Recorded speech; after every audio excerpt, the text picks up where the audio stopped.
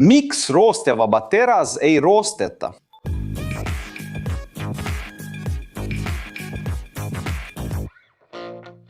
Tere insenerite austajad! Kas olete kunagi mõelnud, miks mõned potid, söögiriistad või isegi vihma käes olevad hoonete konstruktsioonid ei roosteta nagu tavaline nael?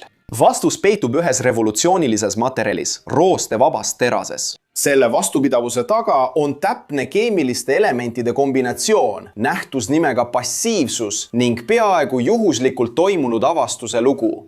Aga enne seda, mis täpselt on roostevaba teras? Põhimõtteliselt on roostevaba teras rauast saadud metallisulam, mille võtmekomponendiks on kroom. Kui tavaline teras koosneb peamiselt rauast ja süsinikust, siis roostevaba teras peab sisaldama vähemalt 10,5% kroomi. Lisaks teistele elementidele nagu nikkel, molübdeen või titaan. See valem ei ole juhuslik, sest just kroom lahendas ühe inimkonnas suurima probleemi – korrosiooni. Aga kuidas see avastati? Lugu algab 20. sajandi alguses Inglismaal Sheffieldis. 1913. Aastal uuris metallurg Harry Bradley kulumiskindlaid sulameid relvatorude jaoks. Katsete käigus märkas ta, et 12,8% kroomi sisaldav proov ei oksüdeerunud pärast kokkupuudet söövitavate ainetega. Harry mõistis, et sellel sulamil on potentsiaali mitte relvade, vaid hoopis söögiriistade jaoks, sest noad ja kahvlid olid pidevalt rooste ohvrid. 1915. aastal patenteeris ta selle sulami, millele anti nimeks roostevaba teras. Aga mis toimub keemilisel tasandil? Saladus seisneb nähtamatu kaitsekihi moodustumises. Kui terases olev kroom puutub kokku õhus oleva haplikuga, toimub spontaanne reaktsioon, nagu ekraanil näidatud valemi järgi. Tulemuseks on üliõhuke, umbes 3–5 nanomeetri paksune kroomoksiidikiht, mis kinnitub metalli pinnale. See kile on inertne, vees lahustumatu ja mis kõige olulisem, iseeneslikult taastuv. Sest kui see kile saab kriimustada või kahjustada, reageerib allolev kroom kohe haplikuga ja taastab barjääri uuesti. Ja see nähtamatu kiht, mis isoleerib raua niiskuse ja hapniku eest, takistab klassikalist oksüdatsioonireaktsiooni, nagu me ekraanil näeme.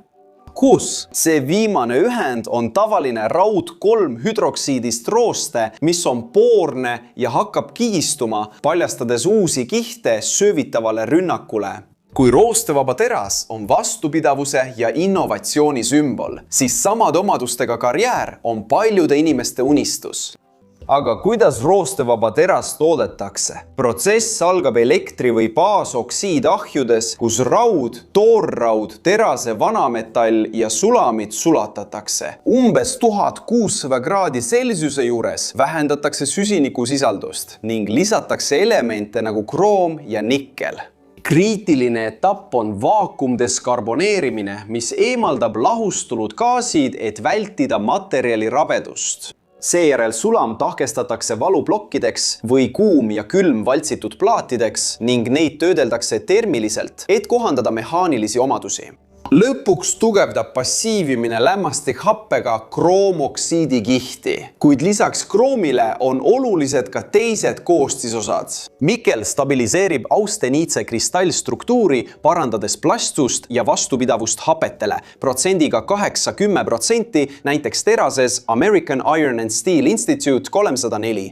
Molübdeeni lisamine suurendab vastupidavust kloriididele, näiteks mereveele, moodustades keerukaid oksiide, nagu molübdeenitrioksiid. Kui molübdeeni sisaldus on 2–3%, nagu American Iron and Steel Institute 316 terases, siis liigse süsiniku korral moodustuvad kroomkarbiidid, vähendades passiivseks muutumiseks vaba kroomi hulka. Nüüd, kui kasutatakse fikseerivaid elemente, nagu titaan ja nioobium, näiteks American Iron and Steel Institute 321 terases, seovad need süsinikku, vältides karbiidide sadestumist. Aga tea, et isegi roostevaba teras võib roostetada, sest sellel on omad piirid.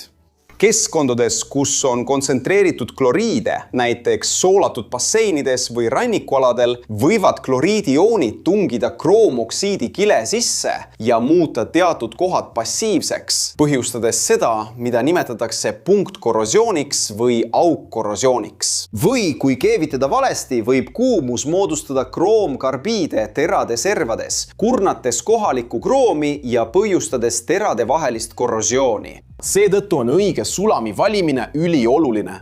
Kui American Iron and Steel Institute 304 roostevaba teras on tavaline majapidamiste arvetes, siis American Iron and Steel Institute 316 kasutatakse ookeaniplatvormidel.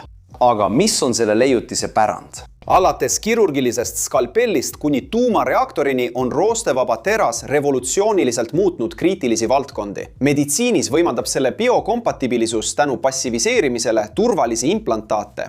Toiduainetööstuses väldib see korrosioonist tingitud saastumist. Elektrijaamades peab see vastu aurule ja kõrgetele rõhkudele. Isegi kunst saab sellest kasu. Kus New Yorgi Chrysleri hoone aatrium on juba 90 aastat säranud roostevabast terasest kattega. Tänapäeval keskenduvad uuringud superisulamitele nagu duplex või austeniitferriitteraas, mis ühendab kõrge mehaanilise tugevuse ja vastupidavuse äärmuslikes tingimustes. Kuid põhimõte jääb samaks. Mikroskoopiline oksiidikiht, mis on keemia ja metallurgia geniaalsuse vili, muudab tavalise raua materjaliks. Mis? Kui sa oled siiani vaadanud ja sulle meeldis video, siis kindlasti telli kanal, kui sa pole veel tellinud. Pane like ja aktiveeri teavituste kelluke. Ja kui leiad, et meie sisu on huvitav, siis kaalu liikmeks hakkamist, et aidata meil jätkata sisu loomist siin platvormil ja olla meie videotes meeles peetud. Kas sa siis teadsid, mida teed? Roostevabal terasel on roostevastased omadused. Kas sul on seal mõni roostevabast terasest ese?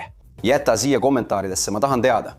Siin kõrval on 2 huvitavat videot, mida sa pead vaatama, et laiendada oma teadmisi ja rahuldada oma uudishimu. Ja kui sa tahad meid toetada, siis pane like, telli kanal, aktiveeri kelluke ja kaalu kanali liikmeks hakkamist. Just nii, inseneriteaduse austajad, suur kallistus ja kohtume järgmises videos.